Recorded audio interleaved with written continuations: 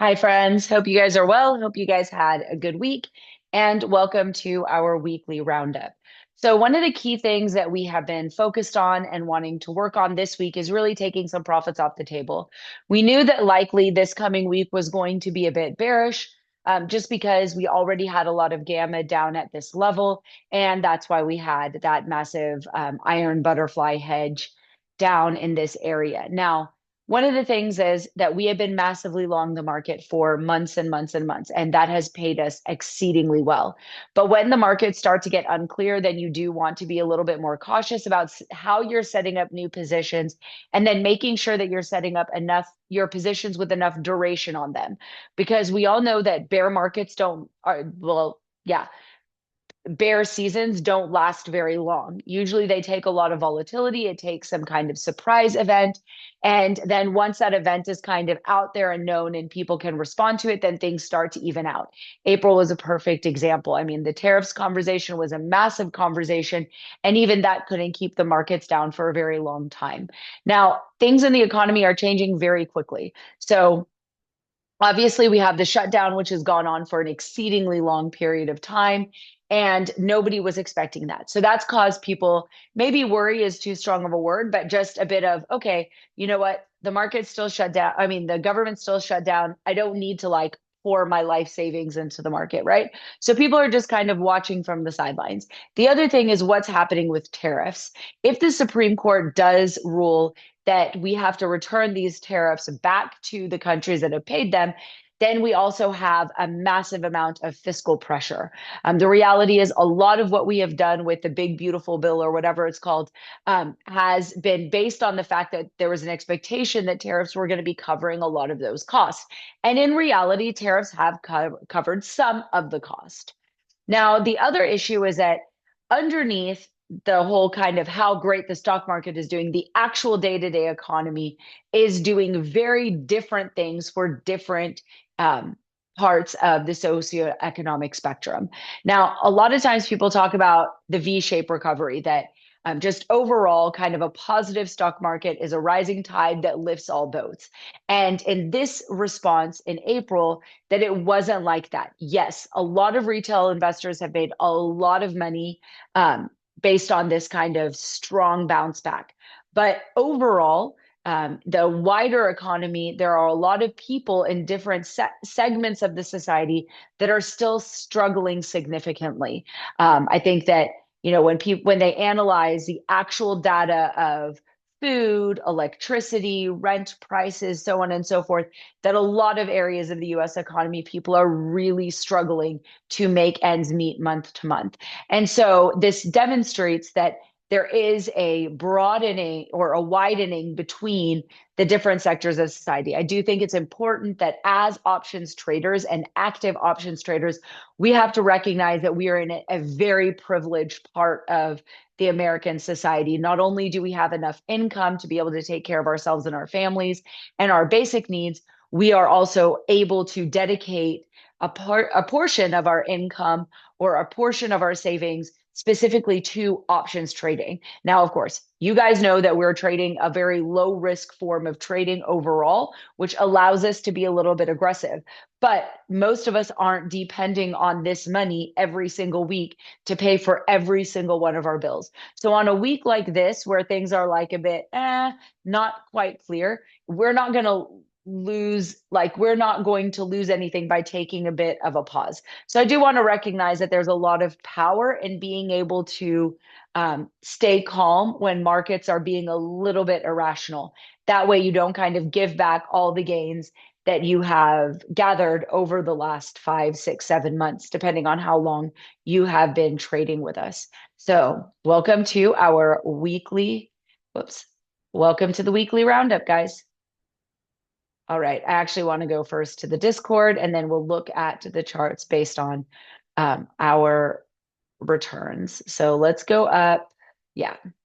So IREN, that has just continued to pay us really well. one of the strong things about the types of positions that we've been playing is that we've not only been selling the downside, and we've also been buying the upside. And then we've been buying the upside in very, very risk mitigated strategies.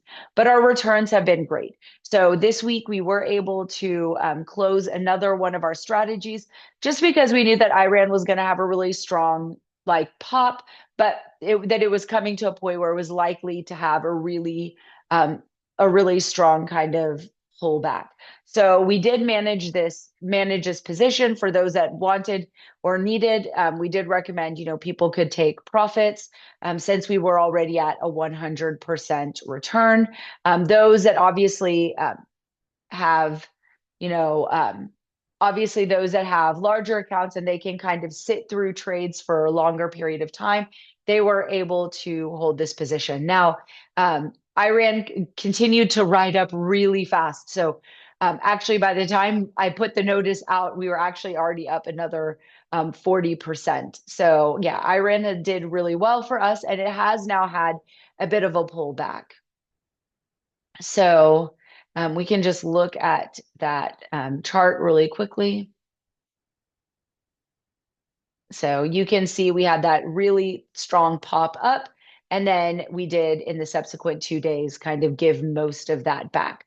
Now, back in the day, we were already expecting that it would kind of come back down. Price would kind of digest in this demand zone, but it did make another leg higher. So all of our positions really benefited from that leg up, the fast leg up, but we did want to be a little bit cautious before continuing to just stay long in this strategy after, this is like our fifth rotation of this trade. So we took some more profits off the table.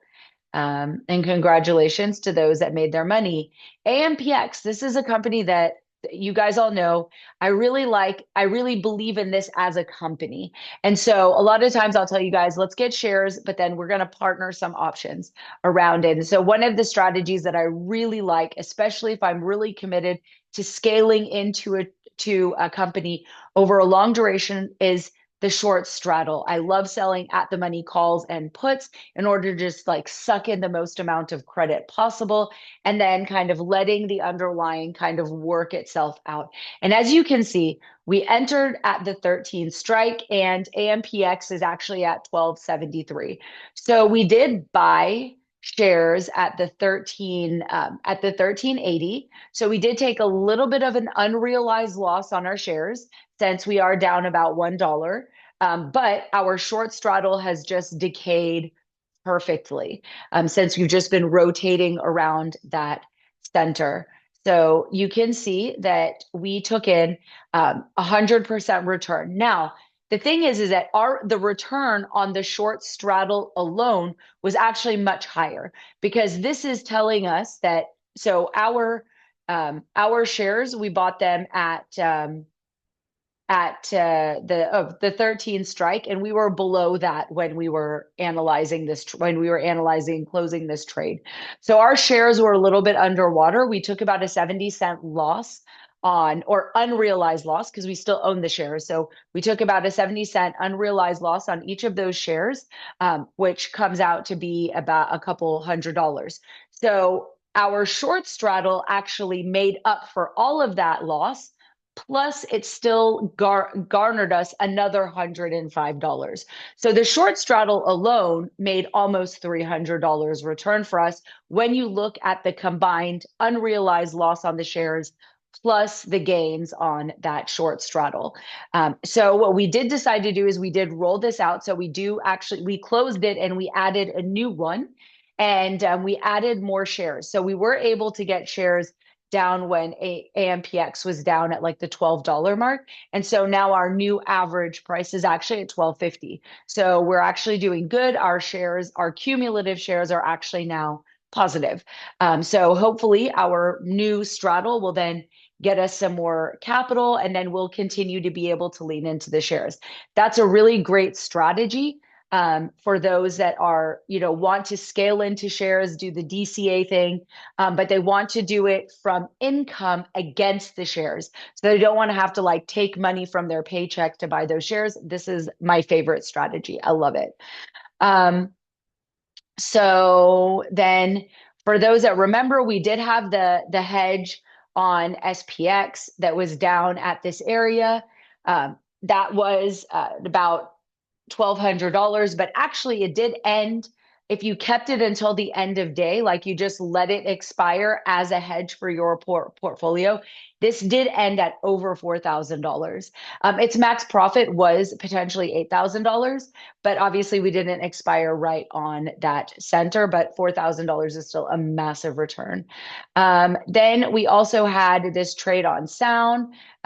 So Sound was also looking like it could potentially roll over. The short puts were not really garnering any more money. So even when we tried to reposition that short put, it wasn't like doing anything for us. But the diagonal by itself was added, was up 255%. And then everybody could make their decision if they wanted to take this off entirely and then just add a new position from like, start in order to take some profits off the table, or they could roll out that short call in order to take in more credit while that long position was going in the money. Because as you can see, Sound was at almost $16, but our long position is up at the 20. So it is still out the money. So just because the market was still doing, was struggling, we did now start to talk about just taking some profits off the table. So here you can see we had four positions on Oklo, four positions on Oscar.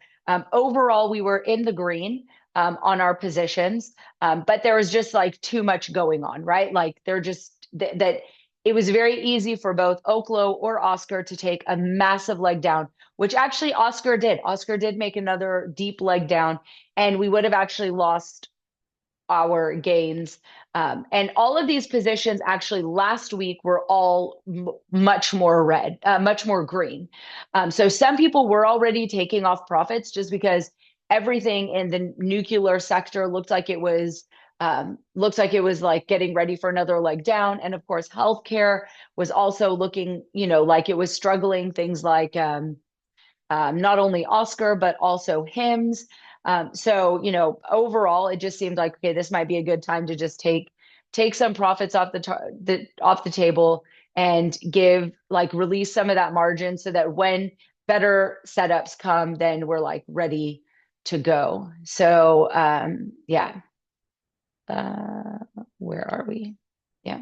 So QBTS, that was we had a put broken wing butterfly, and you can see here that that was already in the money. Now QBTS has a lot of positive gamma when you look out like into the end of year and into the new year. So we didn't feel like it was like that we needed to take a loss on this position because actually the point of the position was to kind of give us a little bit of downside cash while kind of QBTS was like figuring out what it wanted to do. So we did roll this position out so that we didn't actually have to take a loss. So by rolling things out, if you can roll them out to a position that has a higher value than what your loss is, then you are able to kind of give yourself more time for that position to come right. And so that's essentially what we did. We were able to remove the debit spread for 100% return, and then which was $1. So we made $100 on that front position, but we were going to take a loss of about $100 on the bottom side. So we just rolled out that bottom side and created another put credit spread, but we gave ourselves another week of time. And next week, it just gives us a moment to breathe and then be able to kind of move that out. Again, now that we have earnings behind us, we won't be under as much pressure. So we did also have a diagonal spread on QBTS that we just closed flat because it just wasn't going to perform for us. We needed to have too big of a move at this point. So there was a period where this was more of an earnings play, and we just didn't get the move that we wanted. So that's basically that. Same with NVTS. We had a very cheap calendar, but we didn't want to wait until next week to close it. It just didn't make any sense. We had other positions on NVTS that were doing very well. So it just didn't make any sense to hold something that was just kind of not performing and not likely to perform. So we just closed that for $12, $12 loss. I think most people can survive losing $12. So we did have earnings plays on APP and ARM.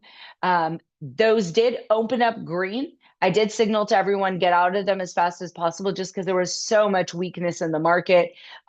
Immediately on open, the S&P and the Nasdaq started to roll over. I got out of one of them for just flat, and the other one I made like $30. I didn't make any money on these trades, sadly, just because of the fact that the drop on the position was too fast. But had you closed when I first signaled, like had you been able to get out quickly, you would have been able to get out green, but I just wasn't because I was trying to manage way too many things. So CoreWeave, we had four positions on CoreWeave. We have closed two positions earlier on. Those were like massively green. And then we were expecting a bit of a pullback, but CoreWeave has basically done now a little bit of nothing. And this is just all related to the overall crypto market. So everything that is in our account that was kind of crypto facing. Thankfully, everything was super green. So on this crypto pullback, we did give back some of our profits.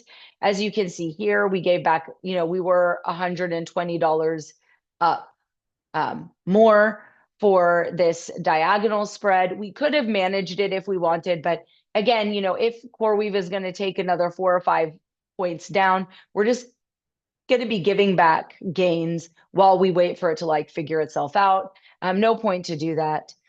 Let's just see if we can look at the chart. Okay, I don't actually have it up here. I'll pull that up really quickly.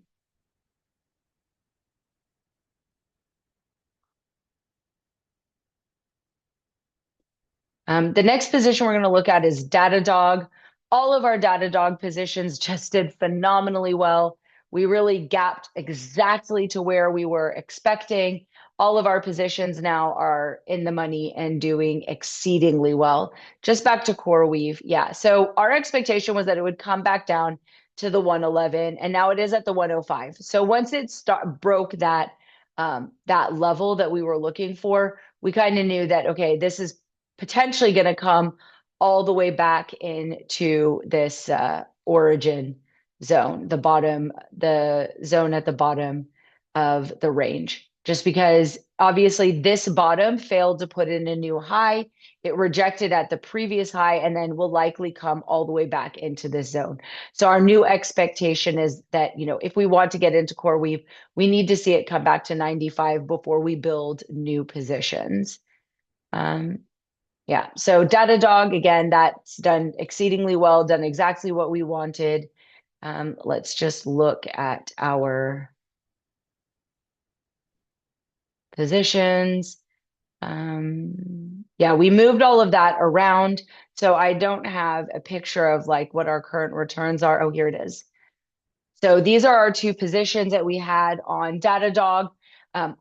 So what we've done again, like we talk about in other videos, is that we rolled out the shorts so that it kind of gave our long position more depth. So it was like at a heavier delta.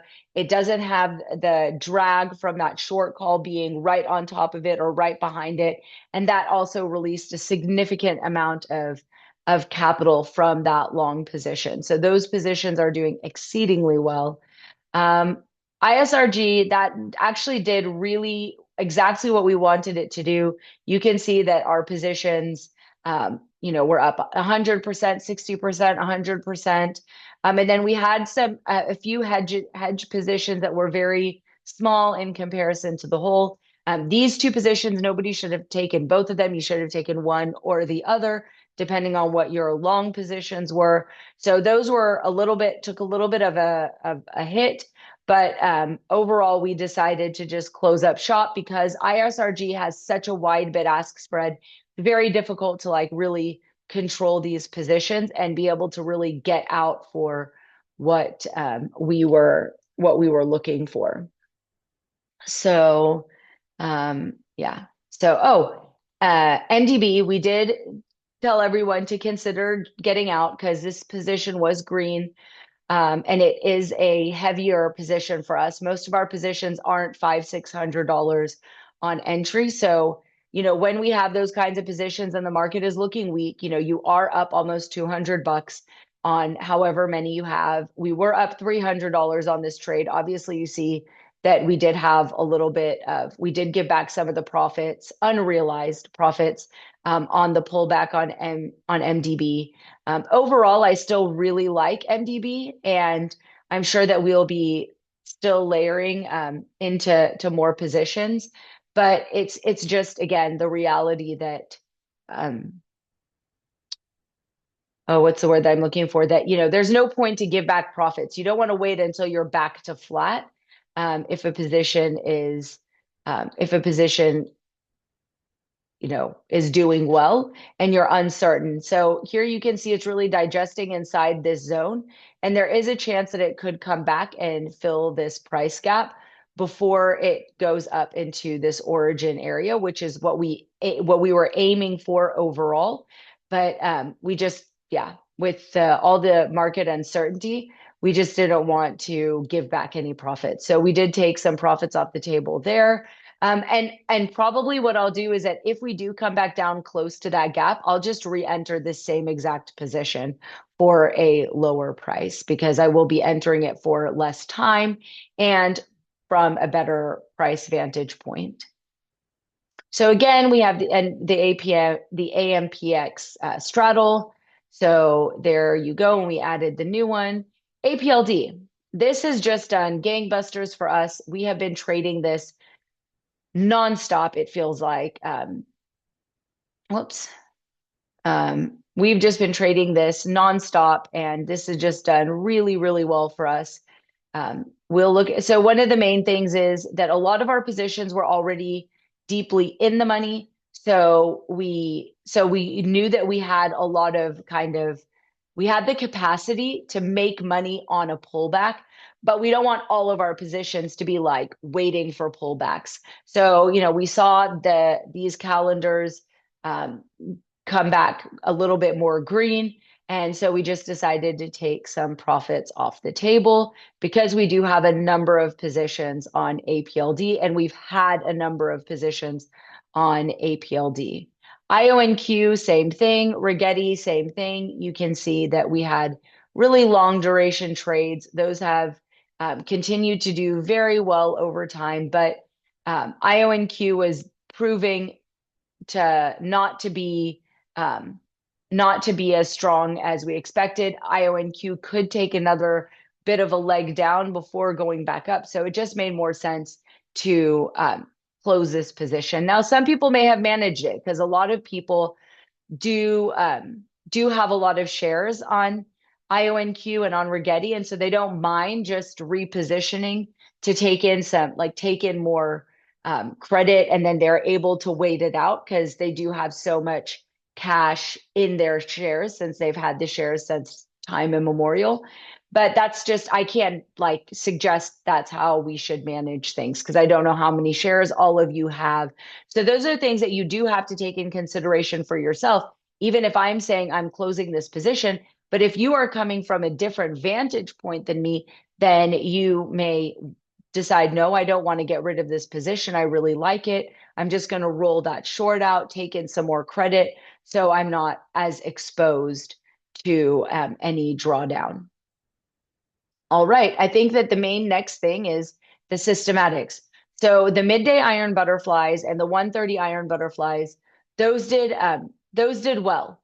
But we experienced something that we have not experienced before in this part of 2025. So we going back. So in 2024, this never happened. So in 2024, I never had the experience where I was in one or the other and one of them wasn't green. So as you all know, based on the rules, we always do the midday. We don't always do the 130. It depends on if it's met the rules in order to do the second one.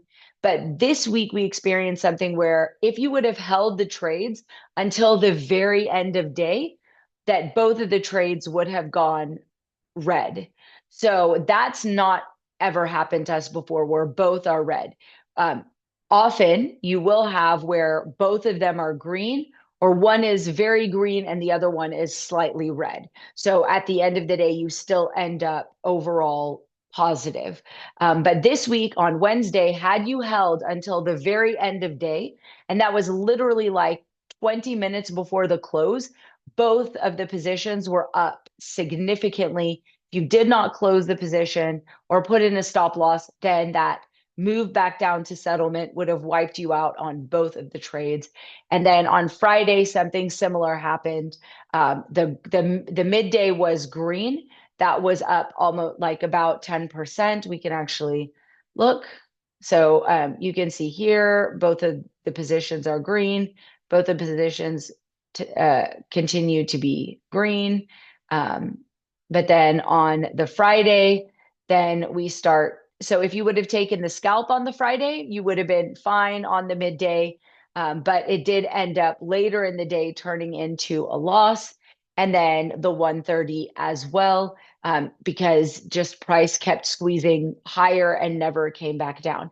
So this is the first time in since time immemorial where the 130 wasn't enough to hedge the loss on the midday on Friday, and you did have to exercise some kind of other trade management.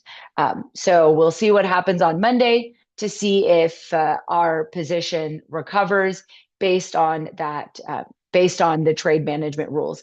But overall, I mean, um, you should have done quite well with the trades. Same with settlement. Not every single day did we get into settlement because there were a couple days where where we um, where we didn't where we opened too close to settlement, so we couldn't get them. But overall, we did very, very, very well with the settlement butterflies. Almost all of the ones that we opened actually hit their 100% return. As you can see here, for people that held longer, you might have squeezed out a bit more or less, depending on how tightly you like to manage those positions. If you are taking the settlement long butterfly consistently and you don't know what the trade management is, please let me know. Because if you aren't if you are in an account that doesn't have PDT, where you can actually manage the trades, you should be managing these on the days that they do go sideways. So now let's just go to here. So as you can see on the Friday, if you would have like held till the end of day, you would have taken you would have taken a massive loss, but you do see that it did get up to 12%. So that hit 12% on a $2,000 position would have hit more than $200 return. So it would have hit any scalp that you had positioned. This did the 130. Sorry, that was the 130. And the midday, that one hit 15%. We all saw that together hit the Tony Braxton, as we like to call it. So, everybody could have easily gotten out of that trade. You can see the broken wing butterfly did 400%. The other iron butterfly for November 6th returned 2,200 if you held till end of day. Some of the other positions that we had were these call ratios on HUT. Those did exceedingly well. As you can see, we got almost 2,000% on HUT and 200% on the other HUT position that we had. Let's see. We also closed Ulta just to take mitigate some of, to not have so many strategies. And then here you also have the November 5th Iron Butterfly that went up to 50% return. You could have actually held this position almost till the very end of day, but then you can see at the very end of the day, you have that massive drop off. So that is really important. If you are holding these positions till end of day, something that I like to do myself is that if I see that the position has already hit about 30% decay, then I really do like to slap in a stop loss. First, because I'm managing way too many positions. So if suddenly SPX like turns around and dumps, I'm not going to get back to that one position fast enough to like be able to get out, nor to be able to signal it to you guys. Oftentimes, then there is a delay in that. So you do have to know how to manage these positions as much as possible on your own so that so you don't feel like you're depending on me. But of course, if you are new to these strategies, and you want to be able to hold them longer so that you are getting those bigger returns per trade, then you want ask all the questions so we can help you learn how to manage and learn how to make some choices on your own. But the key thing for all the systematics is you have to be committed to doing them consistently. And the reason is because you will have like 15 days back to back where you have just amazing returns. And then invariably, somebody's on the sidelines watching and they see win after win after win after win after win. And then they hop in, and the first day happens to be the day that we do take a loss. Um, that's normal. But the win rate is based on like looking out over time. I cannot guarantee that the day you start using the strategy is the day you get a win. But over time, we know what the win rate is, and we know how to manage the trades to make sure that on the few days that we lose, that we're not actually compounding significant losses. That's the most important aspect of the systematic trades. And I do talk a lot about that in the classes, and we'll be talking about in the mentorship. But yeah, being able to hold till the end of day is really exciting, but you have to be able to, like, on the days that it doesn't win, consider what is that max loss? Can I see that max loss and still be psychologically okay to keep trading because I know that when I win big? Or do I need to be concentrated on just taking my scalps and then compounding my returns so that on the day that I take a loss, I don't feel like there's so much volatility inside my account. All right, friends, I hope you guys have a great week. I hope next week I really do hope that this shutdown comes to an end very quickly, not just because it will be a lot easier on us trading. That would be amazingly selfish. But for the people who are dependent on salaries, people who are dependent on benefits, people who are dependent on their health care, and they need this resolution. I mean, I do hope for them, for their livelihoods, for their own like mental health and well-being, that this shutdown comes to an end rapidly.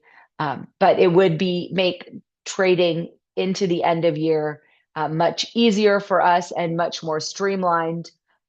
Yeah. So, all right, friends, I hope you guys still had a profitable week, even though it was intense, and that you feel like you learned a lot from the overall trade management. But if you ever have questions, always ask in Market Talk. All right. Bye for now.